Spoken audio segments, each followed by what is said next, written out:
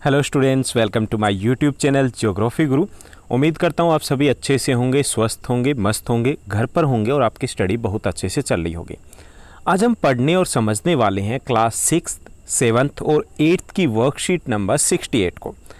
आज की वर्कशीट है बेहद ख़ास है। हम बहुत कुछ खास डिस्कस करने वाले हैं और बहुत इम्पोर्टेंट भी आपके लिए समझने के लिए। जैसे ये बताइए, आपके घर में मुखिया कौन है, यानी जिसके पास सारी शक्तियाँ होती है, डिसीजन कौन लेता है? आपके दादू होंगे या आपकी दादी जी होंगी? ऐसा ही होता ना। अगर सिंगल न्यूक्लियर फैमिली है तो आपके अब्बू अम्मी या उनमें से आपके मम्मी पापा कोई एक डिसीजन लेते होंगे जो फाइनल डिसीजन लेते हैं। ऐसे ही हमारे स्कूल में प्रिंसिपल सर या मैम होते हैं जो फाइनल डिसीजन लेते हैं। और हमारे देश में कौन होता है जिसके पास सबसे अधिक शक्तियाँ होती है? वो होते हैं प्रधानमंत्री। ओके, तो आज की वर्कशीट में हम डिस्कस करने वाले हैं प्रधानमंत्री की शक्तियां क्या क्या होती है और अब तक हमारे देश में कौन कौन प्रधानमंत्री बने हैं और कितने समय तक वो रहे हैं। ये सब कुछ हम बात करेंगे। और इस वर्कशीट के लास्ट में मैं एक क्वेश्चन पूछने वाला हूँ। उस क्वेश्चन का आपको कमेंट करके रिप्लाई देना है और जिन बच्चों के इस मंथ में सबसे ज़्यादा सही रिप्लाई होंगे उनके घर में पर्सनली विजिट करूँगा विद अ गिफ्ट। ओके, तो चलिए शुरुआत करते हैं हम। जैसा कि आप अपनी स्क्रीन के ऊपर देख पा रहे हैं, ये हमारी वर्कशीट नंबर 68 है। हमारी क्लास है 6, 7 और 8 और आज की डेट है 22 सितंबर 2020। हमारे देश में प्रधानमंत्री सबसे महत्वपूर्ण राजनीतिक संस्था है। प्रधानमंत्री का चुनाव है वो प्रत्यक्ष नहीं होता। जैसे हम देखते हैं कि हम सांसद चुनते हैं, वोट डालते हैं ना, हम एमएलए चुनते हैं, वोट डालते हैं, या गांव में जो बिलोंग करते हैं तो उनको पता है कि सरपंच चुनते हैं, वोट डालते हैं, सीधे तौर पे चुनते हैं। लेकिन प्रधानमंत्री के लिए वोट डालते हुए किसी को सुना है? नहीं। हम एमपी चुनते हैं और जिस पार्टी को, जिस दल को सबसे ज़्यादा जो सीटें मिलती है, यानी कि सबसे ज़्यादा जिनके एमपी जीतते हैं, कितनी सरकार बनाने के लिए कितने चाहिए? आधे से एक अधिक। तो जिस पार्टी के पास सबसे अधिक सीटें होती है वो सरकार बनाती है और वो अपनों में से किसी एक नेता को चुनती है कि वो प्रधानमंत्री बनेगा। ओके, तो हमारे यहाँ पे प्रधानमंत्री का जो चुनाव है वो प्रत्यक्ष नहीं होता। लोकसभा में बहुमत दल या गठबंधन के नेता को राष्ट्रपति प्रधानमंत्री नियुक्त करता है। या तो एक पार्टी हो, जैसे बहुमत कितना होता है? बहुमत होता है आधे से एक अधिक। हमारी लोकसभा में सीटें हैं 543, तो आधे से एक अधिक होगी 272, 272। अब जिसको 272 अकेली पार्टी को मिल गया तो प्रधानमंत्री उनका बन जाए। या फिर कई बार गठबंधन कर लिया जाता है, कई पार्टियां हैं वो आपस में मिलकर के गठबंधन कर लेती है, तो उसके नेता भी जो भी एक व्यक्ति को चुनेंगे कि हम में से इसको प्रधानमंत्री बनाना है, तो उसको फिर राष्ट्रपति शपथ दिलाते हैं। यानी हम किसको चुनते हैं? हम एमपी चुनते हैं और उन्हीं एमपी में से कोई एक व्यक्ति प्रधानमंत्री बनता है जो जिसकी पार्टी के पास बहुमत होता है। यद्यपि प्रधानमंत्री संसद के किसी भी सदन का सदस्य हो सकता है। ज़रूरी नहीं कि वो एमपी हमने चुना वो लोकसभा का सदस्य हो, ज़रूरी नहीं है। वो राज्यसभा का सदस्य भी हो सकता है। लोकसभा राज्यसभा पता ना, हमारी संसद के 2 सदन हैं, लोकसभा और राज्यसभा। लोकसभा वो निम्न सदन है, निचला सदन है, और राज्यसभा वो ऊपरी सदन माना जाता है। हम जो वोट डालते हैं एमपी के लिए वो डालते हैं लोकसभा के लिए। तो ये थे प्रधानमंत्री कैसे चुने जाते हैं। अब बात करते हैं कि प्रधानमंत्री की शक्तियां क्या क्या होती है, कौन कौन से कार्य कर सकते हैं। अभी हमने बात की थी कि प्रधानमंत्री सबसे शक्तिशाली व्यक्ति है हमारे देश का, तो क्या क्या कार्य कर सकता है? तो प्रधानमंत्री सरकार का मुखिया होता है, यानी सरकार जो कुछ भी करती है वो प्रधानमंत्री की सहमति से ही होता है। वह कैबिनेट की बैठकों की अध्यक्षता करता है। अब ये कैबिनेट क्या है कि मंत्री जो होते हैं वो 3 समूह में बंटे होते हैं। उनमें से सबसे महत्वपूर्ण जो मिनिस्टर होते हैं, जैसे होम मिनिस्टर, डिफेंस मिनिस्टर, गृह मंत्री, रक्षा मंत्री, वित्त मंत्री, वो कैबिनेट मंत्री कहलाते हैं। और सबसे इम्पोर्टेंट जब कोई डिसीजन लेना होता है तो ये कैबिनेट मंत्री मीटिंग करते हैं और उसकी अध्यक्षता करता है प्रधानमंत्री। ये विभिन्न विभागों के कार्य का समन्वय भी करते हैं, यानी कि अलग अलग मंत्री है, उनको विभाग तो बांट दिया, कोई रक्षा मंत्री है, कोई खेल मंत्री है, कोई कृषि मंत्री है, लेकिन देखेगा कौन? उसको देखने का कार्य प्रधानमंत्री का होता है। जैसे प्रिंसिपल सर हैं तो अलग अलग टीचर को इंचार्जेस बना दिया, activity incharge, mid day meal incharge बना दिया, लेकिन ओवरऑल कौन देखता है? ओवरऑल तो प्रिंसिपल सर देखते ना। ऐसे ही हमारे देश में प्रधानमंत्री होते हैं। विभागों के विवाद के मामलों में उसका निर्णय अंतिम माना जाता है। अगर कोई विभाग बांटना हो कि इस मंत्री को कृषि मंत्री बनाया जाएगा, इसको वित्त मंत्री बनाया जाएगा, या इसको ये पद दिया जाएगा, अगर उसमें कोई विवाद हो तो इसमें निर्णय लेगा प्रधानमंत्री, उनका निर्णय अंतिम माना जाता है। सारे मंत्री उन्हीं के नेतृत्व में कार्य करते हैं, यानी कि उन्हीं की दिशा निर्देश के अनुसार, यानी पूरी सरकार है वो प्रधानमंत्री के चारों तरफ ही रहती है। जब प्रधानमंत्री अपना पद छोड़ देता है, मान लीजिए उन्होंने रिजाइन दे दिया, तो इसका मतलब है पूरा मंत्रिमंडल ही रिजाइन दे रहा है, यानी कि उनको अलग से रिजाइन देने की जरूरत नहीं। प्रधानमंत्री ने अगर पद छोड़ा तो इसका मतलब है पूरा मंत्रिमंडल है वो भी भंग हो चुका है।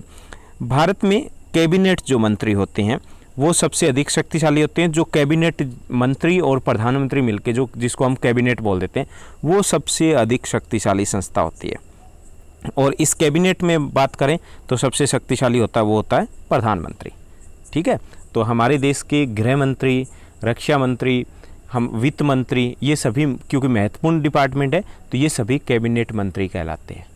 ओके, तो आज का एक क्वेश्चन भी आपको कमेंट करके मुझे बताना है कि हमारे देश के गृह मंत्री, होम मिनिस्टर कौन है। ओके, तो ये था प्रधानमंत्री की शक्तियां क्या क्या होती है और कैसे उनका चुनाव होता है। अब हम बात करेंगे कि भारत के अब तक कौन से जो व्यक्तित्व रहे हैं जो प्रधानमंत्री के पद पर बने रहे हैं। तो हमारे देश के पहले प्रधानमंत्री थे पंडित जवाहरलाल नेहरू, जिन्हें हमारे देश का आर्किटेक्ट या इंजीनियर कहा जाता है, जिन्होंने नींव रखी थी। पंडित जवाहरलाल नेहरू बच्चों के प्रिय होते हैं, जिनको चाचा नेहरू भी कहते हैं। ये 1947 से 15 अगस्त 1947 से 27 मई 1964 तक सबसे अधिक 17 वर्षों तक प्रधानमंत्री रहे हैं। उसके बाद श्री गुलजारी लाल नंदा कार्यवाहक प्रधानमंत्री बने थे बीच में। उनके बाद श्री लाल बहादुर शास्त्री प्रधानमंत्री बनते हैं 2 वर्ष के लिए, 9 जून 1964 से 11 जनवरी 1966, 2 वर्ष से थोड़ा कम, जिन्होंने जय जवान जय किसान का नारा दिया था। उसके बाद दोबारा से उनकी भी अकाल असम में जो मृत्यु हो जाती है, जिसके कारण गुलजारी लाल नंदा है वो कार्यवाहक प्रधानमंत्री बनते हैं कुछ समय के लिए। उसके बाद श्रीमती इंदिरा गांधी हमारे देश के प्रधानमंत्री बनते हैं, जो 1966 से 1977 तक रहते हैं। सबसे अगर लंबे समय की बात की जाए तो पंडित जवाहरलाल नेहरू के बाद दूसरे स्थान पर आते हैं श्रीमती इंदिरा गांधी। अब जो इंदिरा गांधी है उनको आयरन लेडी भी कहा जाता था। तो ये देश की हमारी अब तक की एकमात्र महिला प्रधानमंत्री रहे। उसके बाद मोरारजी देसाई प्रधानमंत्री बनते हैं, जो थोड़े ही समय के लिए रहते हैं, लगभग 2 वर्ष के लिए। उसके बाद श्री चरण सिंह जी प्रधानमंत्री बनते हैं। उसके बाद फिर से प्रधानमंत्री बनते हैं श्रीमती इंदिरा गांधी जी। उसके बाद राजीव गांधी जी प्रधानमंत्री बनते हैं। उसके बाद विश्वनाथ प्रताप सिंह हैं वो प्रधानमंत्री बनते हैं, जो कुछ ही समय के लिए, क्योंकि यहाँ पे दल की मिलीजुली सरकार थी, वो थोड़े समय ही रह पाते हैं, लगभग 1 वर्ष के लिए। उसके बाद चंद्रशेखर हैं वो प्रधानमंत्री बनते हैं, 1 वर्ष के लिए रहते हैं। उसके बाद पीवी नरसिम्हा राव प्रधानमंत्री बनते हैं, इनको 17 भाषाएं आती थी। जो हमारे देश में हम वैश्वीकरण देख रहे हैं, उस रफ्तार का, उन सुधारों का जो श्रेय है वो श्री पीवी नरसिम्हा राव को जाता है। उनके बाद अटल बिहारी वाजपेयी जी प्रधानमंत्री बनते हैं, ये केवल 13 दिनों के लिए, कुछ ही दिनों के लिए यहाँ बनते हैं। उसके बाद HD देवेगौड़ा प्रधानमंत्री बनते हैं, पूरा नाम था हरदन ललित डोडेगौड़ा देवेगौड़ा, जो लगभग 1 वर्ष के लिए रहते हैं। उसके बाद IK गुजराल प्रधानमंत्री बनते हैं, जो लगभग 1 वर्ष के लिए रहते हैं। उसके बाद श्री अटल बिहारी वाजपेयी 13 महीने के लिए शुरुआत में, और उसके बाद 5 वर्ष के लिए प्रधानमंत्री बनते हैं, यानी कि 1998 से 2004 तक। फिर श्री मनमोहन सिंह जी हैं, ये लगभग 10 वर्ष तक प्रधानमंत्री रहते हैं। और मनमोहन सिंह जी प्रधानमंत्री रहते हैं, लेकिन उन्होंने एक भी चुनाव नहीं लड़ा था, वो राज्यसभा से चुने जाते थे हमेशा। और श्री नरेंद्र मोदी जी हैं, वो 2014 से लेकर के अब तक हमारे प्रधानमंत्री हैं। तो ये थे प्रधानमंत्री कब कौन रहे। अब हम प्रश्नोत्तर के ऊपर आते हैं। 4 आसान से क्वेश्चन दिए गए। पहला जो हमारा क्वेश्चन दिया गया है कि मैं स्वतंत्र भारत की एकमात्र महिला प्रधानमंत्री थी, मेरा नाम लिखिए। तो हमारे देश में एकमात्र महिला प्रधानमंत्री हुए हैं अब तक, और वो हैं श्रीमती इंदिरा गांधी। दूसरा, मैं राज्यसभा का सदस्य रहते हुए 10 वर्षों तक भारत का प्रधानमंत्री रहा, तो वो हैं श्री मनमोहन सिंह जी। उसके बाद तीसरा जो क्वेश्चन हमें दिया गया है कि कल्पना कीजिए आप वर्तमान में भारत के प्रधानमंत्री हैं। सोच लीजिए कुछ पलों के लिए कि आप प्रधानमंत्री हैं। भारत कोरोना जैसी महामारी का सामना कर रहा है, आप इसे दूर करने के लिए क्या कदम उठाते? तो अगर मैं भारत का प्रधानमंत्री होता तो निम्नलिखित कदम उठाता। इस वक्त शरीर की रोग प्रतिरोधक क्षमता बढ़ाने के लिए उपाय करते, यानी कि इम्यून सिस्टम पर जोर दिया होता। स्वास्थ्य सुविधाओं में मैं और अधिक सुधार करने का प्रयास करता। तीसरा, जो कोरोना जो वैक्सीन है उसके लिए और अधिक गंभीर प्रयास किए जाते हैं। यहाँ पे टाइपिंग में एरर हो गया, तो कोरोना की वैक्सीन है उसके लिए भी हम अधिक गंभीर प्रयास करते हैं। उसके बाद नेक्स्ट जो हमारा क्वेश्चन दिया गया है कि अपने प्रिय प्रधानमंत्री के संदर्भ में अपने परिवारजनों से कुछ अन्य जानकारी एकत्रित कीजिए और उस पर लेख लिखना। आपका प्रिय प्रधानमंत्री कोई भी हो सकता है, उसके बारे में आपको लेख लिखना है। तो यहाँ पर मैंने लिखा है पंडित जवाहरलाल नेहरू के बारे में, क्योंकि वो बच्चों के प्रिय होते हैं। तो जवाहरलाल नेहरू एक महान व्यक्ति थे जो जीवन भर बच्चों से बहुत प्यार करते थे। अक्सर उन्हें चाचा नेहरू के नाम से याद किया जाता है, क्योंकि बच्चों के चहेते होने के कारण उन्हें बच्चे चाचा नेहरू के नाम से बुलाया करते थे। पंडित जवाहरलाल नेहरू भारत के पहले प्रधानमंत्री थे। उनका जन्म 1889 में इलाहाबाद में 14 नवंबर को हुआ। इनके पिता का नाम मोतीलाल नेहरू था, जो एक प्रमुख वकील हुआ करते थे उस वक्त देश के, और साथ ही साथ उनके पिताजी ने भी देश के आज़ादी के संघर्ष में योगदान दिया था। उन्होंने अपनी शुरुआती जो शिक्षा थी वो घर पर प्राप्त की थी, लेकिन उस शिक्षा के लिए वो इंग्लैंड चले गए और 1912 में फिर से देश लौट आए। वे अपने पिता की तरह ही एक वकील बन गए। बाद में वह महात्मा गांधी के साथ भारत के स्वतंत्रता आंदोलन में शामिल हो गए।